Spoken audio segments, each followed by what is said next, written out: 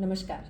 आज हम एक्सप्लोर करेंगे how meditation can be simplified and number two, how to understand that your breath is the tool to get into meditation and stay there. हमें किसी भी external चीज़ की ज़रूरत नहीं है कि हम मेडिटेशन करने बैठें और मेडिटेशन का पूरा स्वाद उठाएं।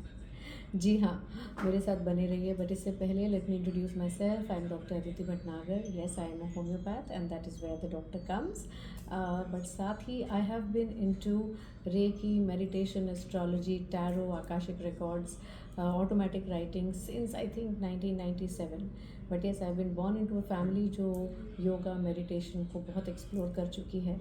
तो शायद ये आप कह सकते हैं कि मेरे डीएनए में मेडिटेशन और ऑकल्ट के प्रति एक आस्था ऑलरेडी है। So before we even begin, another request I would like to make is that please do subscribe to this channel and do like this small video that I'm making for you, so that you are informed the moment I post something new. Because here in this channel, what I try and do is simplify everything about occult, B it astrology है, meditation है, Akashic record से कुछ भी जो भी occult से related है, तो उसको मैं एकदम सिंपल टर्म्स में एक्सप्लेन करती हूँ ताकि आप उसे समझ सकें। तो शुरू करते हैं। देखिए, हमारा माइंड और हमारा ब्रेथ ये दोनों कनेक्टेड हैं। आपने देखा होगा कि जब आप टेंशन में होते हैं, एंग्जाइटी होती है, तो आपकी ब्रीदिंग चेंज होती है। We are not getting into the details की शैलो होती है, फास्ट होती है, जर्की होती है।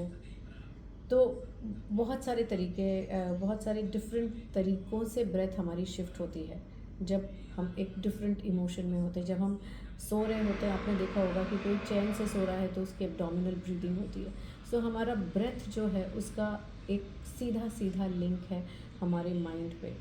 तो इसको अगर हम दूसरी तरह से कहें तो ये भी है कि चाहे हमारे दिमाग में कितनी ही उथल पुथल चल रही हो, हमारे आसपास कितना भी टेंशन का माहौल हो, स्ट्रेस का माहौल हो, अगर हम चाहते हैं कि सेंटर करें तो हम डेफिनेटली अपने ब्रेथ को ऑल्टर करके, अपनी ब्रेथ के ऊपर हम अपना ध्यान रख के हम अपने माइंड को वापस सेंटर में ला सकते हैं, so that we come to a space जहाँ से हम डिसीजन सही ले सकें।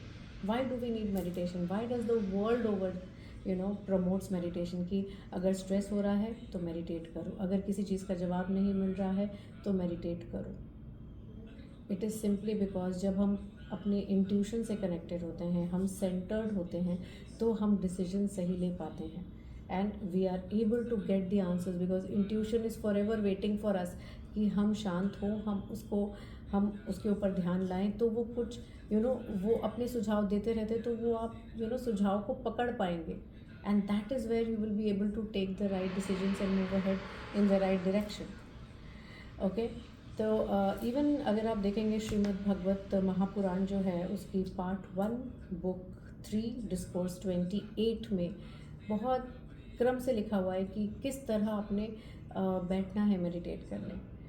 तो सारे आपके जो काम हैं वो निपटा के सिट ऑन अ आसन, एक समय आप निर्धारित करें, अप्रॉक्सीमेट एक समय और एक जगह, उसको हम लोग इंग्लिश में सोल स्पेस भी कहते हैं। चूज़ योर सोल स्पेस और एक आसन, कुशाग्रास का आसन सबसे अच्छा होता है, या फिर कोई भी वुलन ब्लैंकेट या एक वुलन आसन आपको बहुत आसानी से यहाँ पे इंडिया में एटलीस्ट पूजा की शॉप्स पे बहुत आसानी से मिलते हैं, तो वो लेके आप बैठें, धूप दीप चलाएं, right, and then just sit. और पहले आप बैठ के आँख बंद करके try and look in the room. जैसे हमारे माइंड में, अगर मैं मेरे घर में बैठी हूँ तो मुझे मेरे माइंड में पता है कि मेरे घर में इस रूम में क्या क्या है। So just look at that and then slowly come कि अच्छा मैं इस आसन पे बैठी हूँ और इस आसन पे मैं ऐसे बैठी हूँ, है ना। And then bring your attention to your heart centre. Just observe, change नहीं करना है। शुरू में सिर्फ एक ऑब्जर्वेशन होती है। Observation is also an acknowledgement of things. जब हम कोई चीज़ को देखते हैं तो हम एक्नॉलेज करते हैं। जैसे आप मुझे अगर देख रहे हैं तो आप एक्नॉलेज कर रहे हैं कि हाँ, अदिति जो है वो कुछ कह रही है। So acknowledge your breath right now this is it. Do not give any names, we are just acknowledging it, observing it, and then when you finally decide fine now, so then take a nice deep slow inhalation and go within yourself, flow with your inhalation. जब आप एक लंबी गहरी सांस लेंगे तो आप देखिए कि क्या चेंज हो रहा है आपकी बॉडी में, किस तरह लंग्स एक्सपैंड हो रहे हैं, किस तरह आपकी जो बेली है वो एक्सपैंड हो रही है। और जब पूरी तरह से आपको लगता है कि आपने एक लंबी गहरी सांस ले ली है, hold it, pause for a few seconds. इतना भी लंबा नहीं करना है कि बिल्कुल ऐसा लगे कि अब मैं छोड़ दूँ, बिकॉज हमारा एजेंडा वो नहीं है कि हम कितना लंबा पॉज कर सकते हैं। ये सब एक कंफर्ट जोन में हो रहा है। So pause for a little while and then exhale out completely.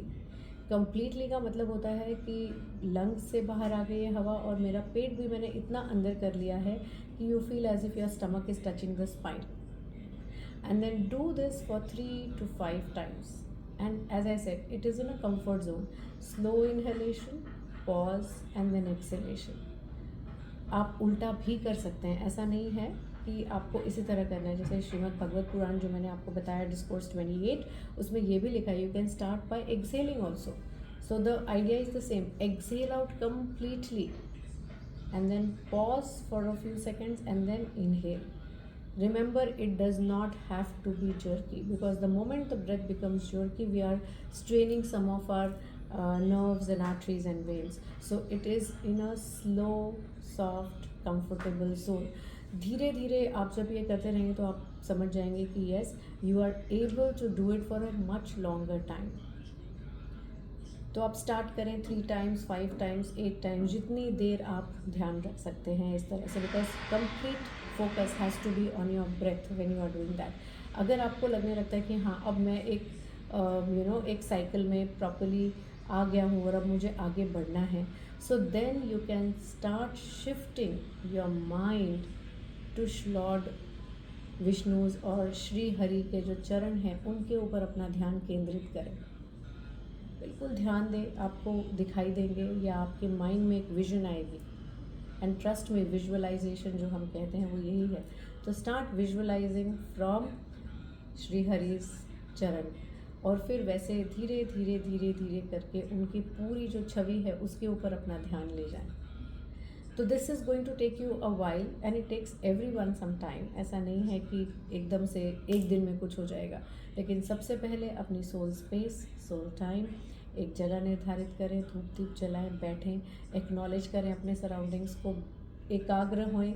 एकाग्र कैसे होंगे? अपने ध्यान जो है, अपना ध्यान पूरा अपनी सांस के ऊपर लगाएंगे, क्योंकि जब आप इस क्रम में चलेंगे कि सांस लेना है, पॉज करना है, छोड़ना है, पॉज करना है, और ये सारी साइकिल को आप बारीकी से फॉलो करेंगे। इट्स नॉट दैट कि आप बस करे जा रहे हैं, आपको फॉलो करना है। When you inhale, you have to inhale like you follow your breath from the tip of the nose right down to your belly, and then when you exhale, it is from your belly completely out, and the pause.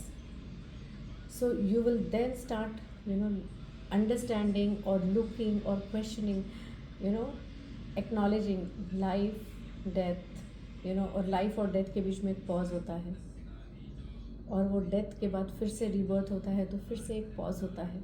तो जब हम इसको acknowledge करेंगे तो उसके बाद शायद हमारे माइंड में एक और ख्याल आएगा, अच्छा तो उस पॉज में क्या होता है, तो उस पॉज की खोज होगी।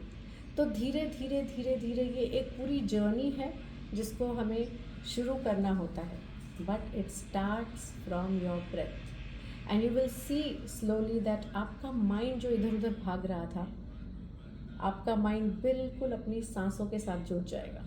और जब वो सांसों के साथ जब तक जुड़ा रहेगा तब तक आपका माइंड कहीं नहीं जाएगा। You might start with 3 breaths and then you can progress to 10 breaths and then maybe 15 breaths, and then you will see it will be 10 minutes, 15 minutes, 30 minutes. So best of luck. I hope that आपको ये जो मेरे बहुत simple tips हैं ये आपको पसंद आए होंगे। एंड एज आई सेड कि yes, I have taken this inspiration from Shrimad Bhagwat Mahapuran, क्योंकि मैंने तो जो मेडिटेशन का सीखा था वो मैंने सबसे पहले रेकी से सीखा था, या हम लोग बचपन में पेरेंट्स के साथ करा करते थे योगा, प्राणायाम, अनुलोम विलोम, लेकिन शायद मैं आज जितनी अच्छी तरह से समझ पाई हूँ उतनी अच्छी तरह से तब नहीं समझी थी। Thank you so much.